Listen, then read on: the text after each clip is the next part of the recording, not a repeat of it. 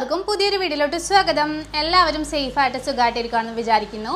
ഇന്ന് ഞാൻ നിങ്ങളായിട്ട് ഷെയർ ചെയ്യാൻ പോകുന്നത് ഒരുപാട് പേർക്ക് യൂസ്ഫുൾ ആവുന്ന ഒരു ഇൻഫർമേഷൻ ആണ്. അതായത് വീട്ടിൽ ഇരുന്നിട്ട് ഒരുപാട് പേർക്ക് ഫുഡ് ബിസിനസ് ചെയ്യാൻ ആഗ്രഹമുണ്ട്. നിങ്ങളുടെ ഫുഡ് എന്തോ ആവട്ടെ, ചില ആൾക്കാർക്കാണെങ്കിൽ അച്ചാർ ബിസിനസ് ആയിരിക്കും താല്പര്യം ഉണ്ടാവുക, ചിലവർക്ക് സ്നാക്സ് ആയിരിക്കും, ചില ആൾക്കാർക്കാണെങ്കിൽ എന്തെങ്കിലും മസാല പൊടികൾ അങ്ങനെയായിരിക്കും, ചിലർക്ക് മീൽസ് താല്പര്യം ഉണ്ടാവും. അപ്പോൾ ഓരോരാളുടെയും താല്പര്യം വ്യത്യസ്തമാണല്ലേ. അപ്പോൾ എല്ലാത്തരം ഫുഡ് ബിസിനസ്സുകളും വിജയിക്കാൻ വേണ്ടിയിട്ട് കുറച്ച് ട്രിക്സും കാര്യങ്ങളൊക്കെ ഉണ്ട്. അപ്പോൾ ഈ ഒരു ഫുഡ് ബിസിനസ്സിൻ്റെ ഏറ്റവും ഒരു ഇമ്പോർട്ടൻ്റ് ആയിട്ടുള്ളൊരു അഡ്വാൻറ്റേജ് എന്ന് പറയുന്നത് നമുക്ക് ലോ ഇൻവെസ്റ്റ്മെൻറ്റിൽ നമ്മുടെ വീട്ടിൽ ചെയ്യാൻ പറ്റും എന്നുള്ളത് തന്നെയാണ്. അപ്പോൾ ഞാനിന്ന് ഫോക്കസ് ചെയ്ത് പറയാൻ പോണത് അച്ചാർ ബിസിനസ്സിൻ്റെ കാര്യമാണ്. കാരണം അച്ചാർ ബിസിനസ് ചെയ്യാൻ ഒത്തിരി പേർക്ക് താല്പര്യമുണ്ട്. അപ്പോൾ നമ്മൾ വീട്ടിലിരുന്നിട്ട് എങ്ങനെ നമുക്ക് അച്ചാർ ബിസിനസ് തുടങ്ങി വിജയിക്കാൻ പറ്റും. അപ്പോൾ ആദ്യം നമ്മൾ മാർക്കറ്റ് സ്റ്റഡി ചെയ്യുക. അതായത് നമ്മൾ ഏത് തരത്തിലുള്ള അച്ചാറിനാണ് കൂടുതൽ ഡിമാൻഡ്, ആ കാര്യങ്ങളൊക്കെ കണ്ടെത്തിയിട്ട് ആ രീതിയിലുള്ള അച്ചാർ നിർമ്മിക്കാൻ ശ്രമിക്കുക. അതുപോലെ തന്നെ നമ്മുടെ അച്ചാറുകൾ ഇപ്പോൾ എല്ലാവർക്കും യൂസ്ഫുള്ളാണ്. ഇപ്പോൾ ഫാമിലികളാണെങ്കിലും ബാച്ചിലേഴ്സ് ആണെങ്കിലും ഒക്കെ അച്ചാറൊക്കെ വാങ്ങിച്ച് സൂക്ഷിക്കും. അതുപോലെ തന്നെ നമ്മൾ എങ്ങനെ ഇത് മാർക്കറ്റ് ചെയ്യണമെന്ന് കറക്റ്റായിട്ട് നമ്മൾ തീരുമാനിച്ചിട്ടുണ്ടാവണം. നമ്മൾ എവിടെയൊക്കെയാണ് നമ്മുടെ പ്രൊഡക്ട്സ് സപ്ലൈ ചെയ്യണത്, ചെറിയ ചെറിയ നമ്മുടെ വീടിനടുത്തുള്ള ഷോപ്പുകളിൽ നമുക്ക് ചെയ്യാം, സൂപ്പർ മാർക്കറ്റുകളിൽ നമുക്ക് സെയിൽ ചെയ്യാൻ പറ്റും. പക്ഷെ അതൊക്കെ ചെയ്യുമ്പോൾ നമുക്ക് കുറച്ച് കാര്യങ്ങളൊക്കെ അറിഞ്ഞിരിക്കേണ്ടതുണ്ട്, കുറച്ച് കൂടുതൽ കാര്യങ്ങൾ അറിഞ്ഞിരിക്കേണ്ടതുണ്ട്.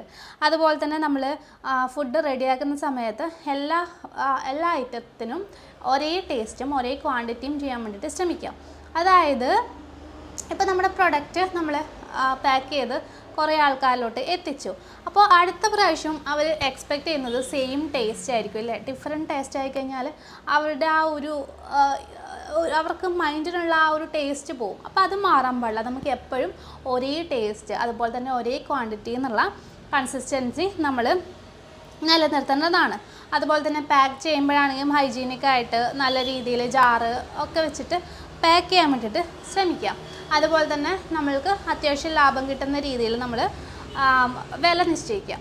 അപ്പോൾ ഏറ്റവും കൂടുതൽ നല്ലത് ഈ അച്ചാർ ബിസിനസ്സൊക്കെ ചെയ്യുമ്പോൾ നല്ല രീതിയിൽ നമ്മുടെ ബിസിനസ് സക്സസ്ഫുൾ ആവാൻ നമ്മൾ ചെയ്യേണ്ട കാര്യം മാർക്കറ്റിംഗ് ആണ്.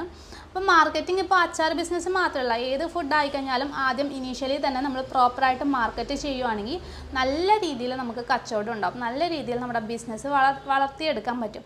കാരണം നിങ്ങൾക്കറിയാം, സോഷ്യൽ മീഡിയയിലൂടെയാണ് ഇപ്പോഴെല്ലാ ബിസിനസ്സും നടക്കണല്ലേ.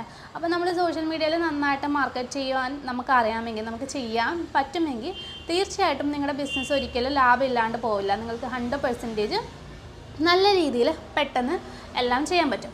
അതുപോലെ തന്നെ നമുക്ക് ആമസോൺ, ഫ്ലിപ്കാർട്ട് അതിലൂടെയൊക്കെ സെല്ല് ചെയ്യാൻ പറ്റും. അപ്പോൾ ഇതിന് ലൈസൻസ് FSSAI ലൈസൻസ് എടുത്തു കഴിഞ്ഞാൽ കുറച്ചുകൂടി വിശ്വാസ്യത കൂടും. നമുക്ക് ആ ഒരു ലൈസൻസ് എടുക്കാം. വീട്ടിൽ നമ്മൾ GST ഒന്നും ആവശ്യമില്ല, നമ്മൾ ചെറിയ രീതിയിൽ ചെയ്യുമ്പോൾ ഒന്നും ആവശ്യമില്ല. അപ്പോൾ നമ്മൾ കറക്റ്റായിട്ട് കാര്യങ്ങളൊക്കെ ചെയ്യുക. അപ്പോൾ നിങ്ങൾക്ക് മാർക്കറ്റിംഗ് ചെയ്യാൻ അറിയില്ല, പക്ഷേ ഫുഡ് ഐറ്റംസ് ഒക്കെ സെയിൽ ചെയ്യണമെന്ന് ആഗ്രഹമുണ്ട്.